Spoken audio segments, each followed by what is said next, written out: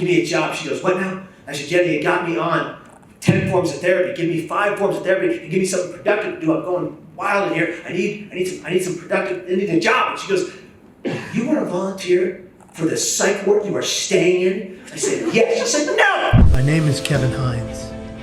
I jumped off the Golden Gate Bridge. I believed that I had to die, but I lived. Now I help people be here tomorrow.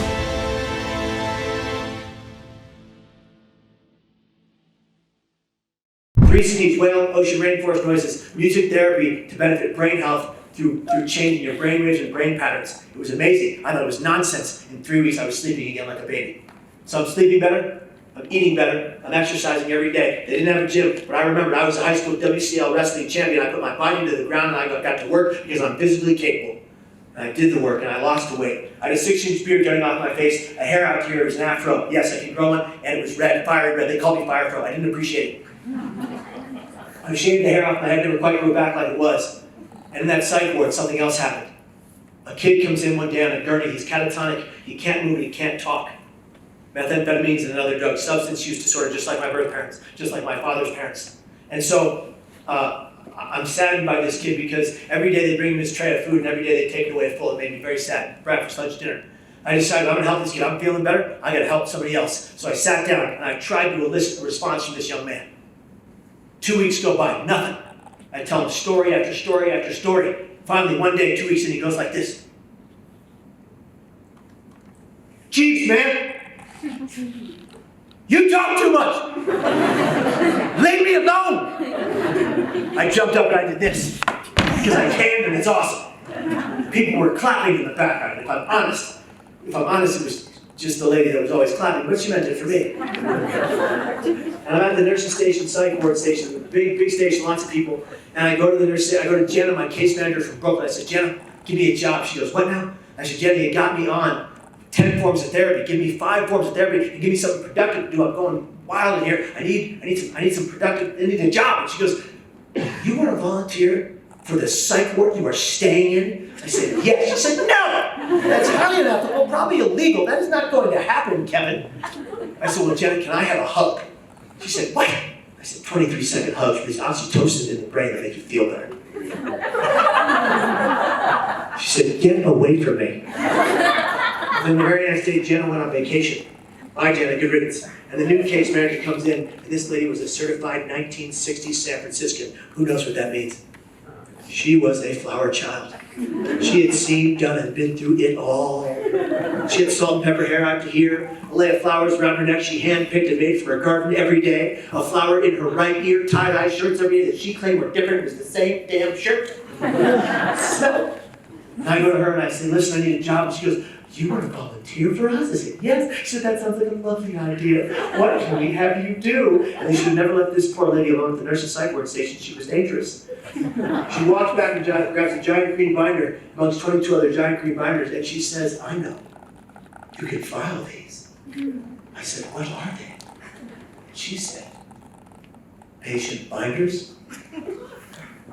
You ever heard of HIPAA privacy laws? You can't do that. That is highly illegal. And she looks at me and she goes, just do it alphabetically and don't look at the details.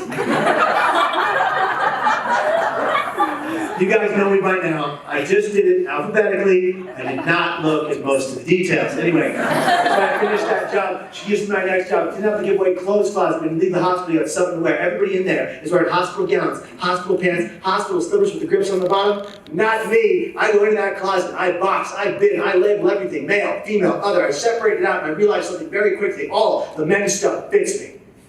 So what would you do in that situation? I'll tell you what I did. I came out of the closet. You heard me, don't get upset, it's a fact. I came out of the closet with a Ralph Lauren double-breasted polo suit and a 70s yellow flared collar like some kind of gangster all over the place. I walked up to the nurse's station, I got a notebook, a clipboard, and a pen, 5-finger discount, and I started doing the hospital documentation. I was a new hospital documentee. I gave myself my next job. Leonardo, the Ninja Turtle, was looking solid. And that's when it happened. In walked pragmatic, pessimistic, stone-faced, extra crispy Pat Hines. Oh boy, he was in a mood. And he's wearing a suit and a psych ward, but so am I. He's a businessman, I'm a total fraud. And he can't see me because he has no peripheral vision. He shouldn't be driving, somebody tell him. Anyway, so He says to this lady, "Excuse me, I'd like to see my son Kevin, please."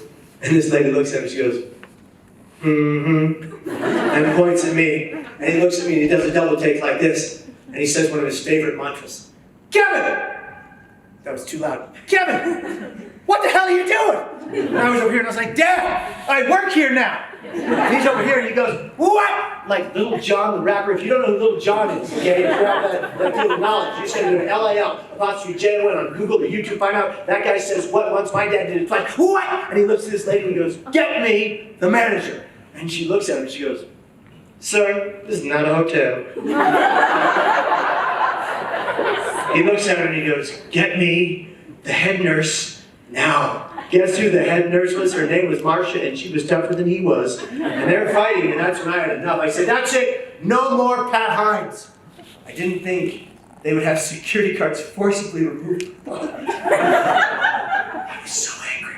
I hurt his feelings, you know, and they removed him. And, you know, you don't remove Pat Hines from situations. He's a third-degree black belt in judo. He can dismantle you with his pinky toe. He went quietly not to make a larger scene. He was very upset later. We laughed about it today. And when I say we, I use it gingerly. I laugh about it when he stares at me angrily.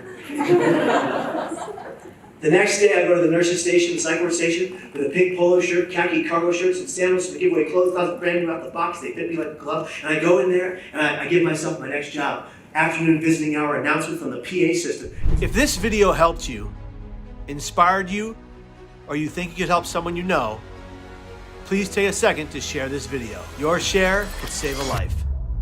And whatever you do, fight to be well. Be here tomorrow.